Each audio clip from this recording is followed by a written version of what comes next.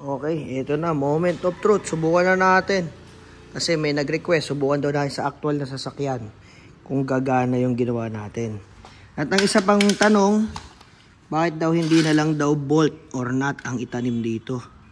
Nagsayang pa daw tayo ng socket. So, ang sagot ko naman dyan mga kaibigan, itong socket na ito, deep socket, ay size 18. Yan, kung mababasa nyo yan, size 18. Hindi yan ginagamit masyado talaga. 17, 19, yan ang mga gamit natin sa shop lagi. So ito ay free lang naman to dito. So free lang, hindi rin naman siya ginagamit yung 18 masyado. Mga alanganing sukat yan, parang 11 yan, tsaka 13, hindi masyadong gamit. So ginawa ko na siyang ganito, since free, walang gastos. Pag kasi bolt at nut ang ginamit natin, minsan, kailangan mo pa bumili ng socket. Kung wala kang socket. So, kailangan, halimbawa, nilagay mo 14 na bolt o kaya nut.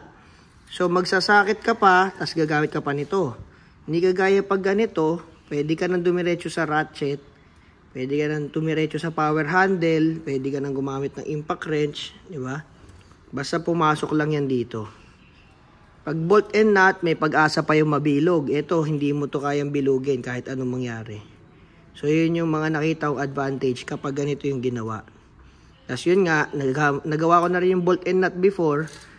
Medyo pag mabigat na, prone siya sa pagkaputol. Or yung pagkatanggal ng hinang. Pero syempre, depende pa rin sa naghihinang.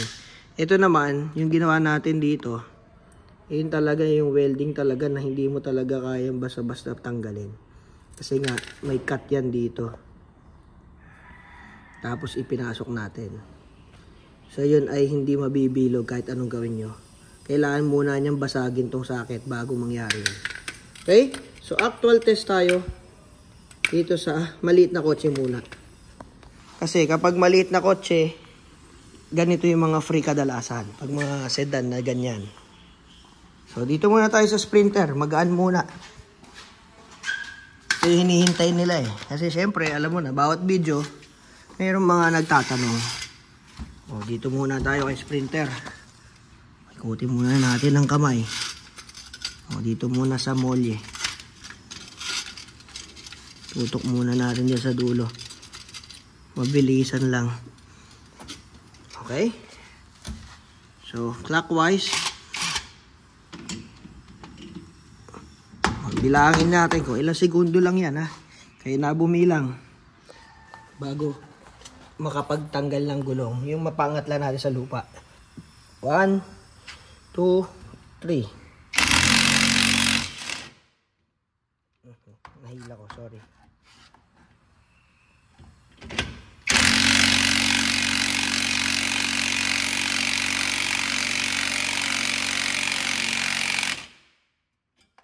Okay na. Angat na yan. Naka-handbrake eh. So, gusto nyo pataasan, pwede naman. Pero, pinapakita ko lang na effective siya sa maliit na kotse. Magaan to Sprinter, sasabihin nila. Sige, lipat tayo sa iba. Ito, Kia Rio. Medyo mabigat na to kumpara sa Sprinter. Ito ay 4-door na sedan. Mobra.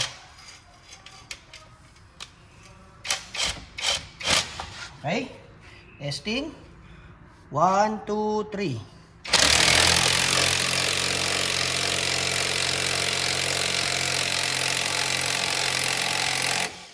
Ayan na. Taas na. Pwede mo pa itaas.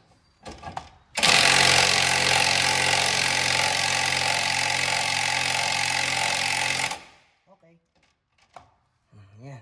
Pasok na yung kamay.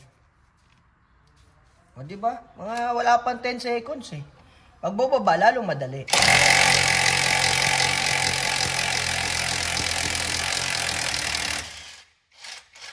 Maraming klase ng scissor jack mga kaibigan. Maraming klase. May mas malalaki pa rito, may mga mas smooth pa rito. Subukan naman natin dun sa isa kong kotse na mas malaki ng konti sa Kia Rio. Yung Honda Mobilio na 7-seater. Yan, ito. Sige. O, wag tayo sa likod kasi wala daw bigat dyan kasi nandyan yung makina sa harap. Sa harap natin gawin. Pero ito 7-seater na to. Hindi na siya kagaya ng Sprinter na 2-door at saka nung Kia Rio na 4-door, 5-seater. Resto muna tayo. Pero syempre, kagaya ng mga imbensyon na iba, may mga limitasyon din yung mga yan. Halimbawa sa van, hindi naman ganyan ng free sa van eh. Battle jack na yun, yung malaki. So, gamitin nyo lang to sa mga sedan. Kung gusto nyo sa van, kailangan nyo na mas malaking ganito. Sa Staria, ganito yung free, pero malaki. Kaya, ganun ang gusto nyo bibilin. 1, 2, 3.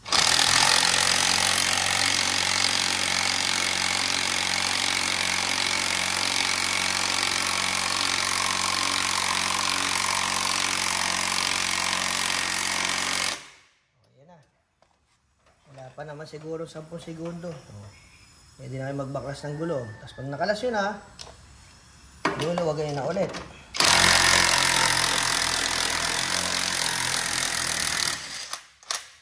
Wala pang grasa yan mga kaibigan. Lalo pag pinuno pa natin ng grasa yung thread niyan. Medyo old school na to, kalawangin na. So yun lang. At least nakita ninyo gumagana sa 7-seater. Yung BMW ko, feeling ko mas mabigat yun dito kasi malaking sedan yun. So, okay siya. Nagamit ko siya sa BM. Pero at least sa mga 7-seater na mga mid-size, kita nyo gumagana. Lalo sa likod kasi wala namang makina yung likod. Sa harap may makina, kayang-kaya. So, sa likod lalong kaya niya. So, ito ay applicable sa mga kotse, mga hatch, mga ganito na size.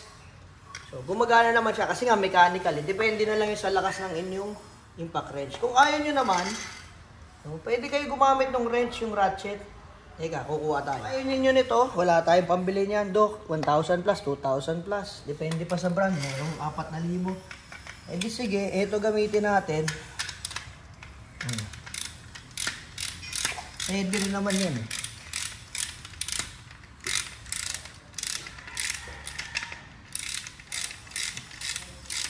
Mas matagalan ng konti, syempre. Di battery yan eh. Pero ito, hindi mo na kailangan i-charge.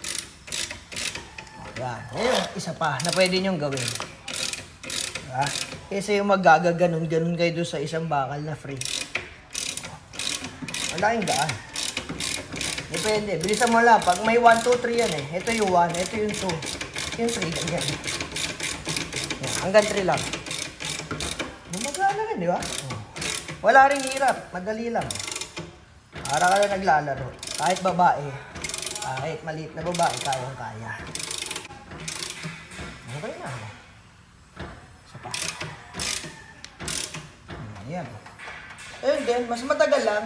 Siyempre, ito, pampadali ng buhay ito eh. Kaya lang, siyempre, kung gusto mo medyo komportable, magbabayad ka rin. Pero kung gusto mo yung mga DIY lang, yan. Pwede yan. Tagal, di ba? Hindi gaya pag may ganito ka. Isang pindot mo lang yan. So yun. Kaya inimbento na nila yung mga ganito. Ayun lang po. Sharing. Sana nasagot ko yung mga tanong nyo.